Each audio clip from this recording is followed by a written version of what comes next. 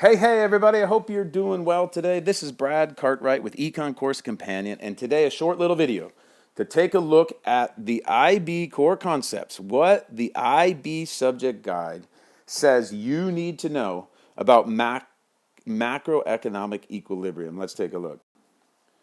All right, macroeconomic equilibrium. They say to students, if you can identify the equilibrium level of national income and output, can you do that? If you can, cool. If you can't, study some more. Can you use a diagram to explain the determination of equilibrium output in the short run?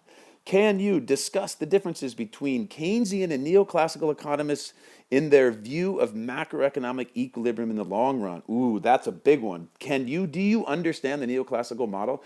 When you put aggregate demand, short run aggregate supply, and the long run aggregate supply curve on one diagram for the neoclassical model, can you explain what their view is, both in the short run and in the long run? And what about Keynes?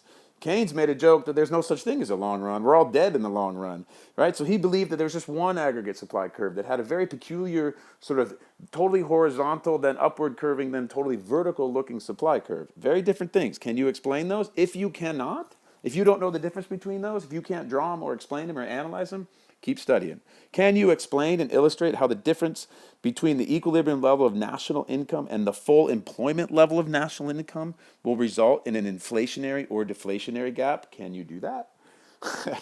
That's talking about aggregate demand going up or back, creating inflation or deflationary. Can you show that on a diagram? Can you explain the nature and importance of the Keynesian multiplier effect of injections on national income? If you're an HLer, you better be able to do that. If you're an SLer, you don't have to worry about these last three. If you're HL, can you calculate the value of the multiplier?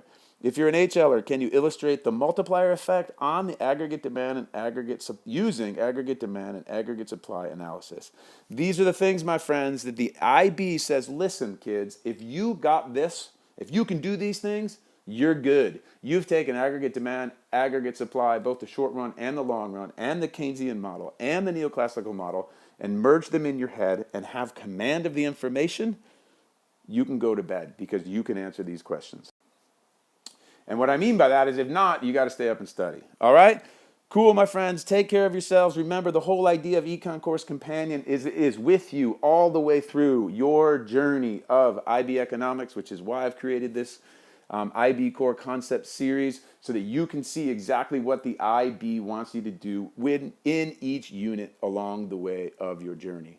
Cool, my friends. Be kind to someone today. I hope this video was helpful. We'll talk to you in a bit.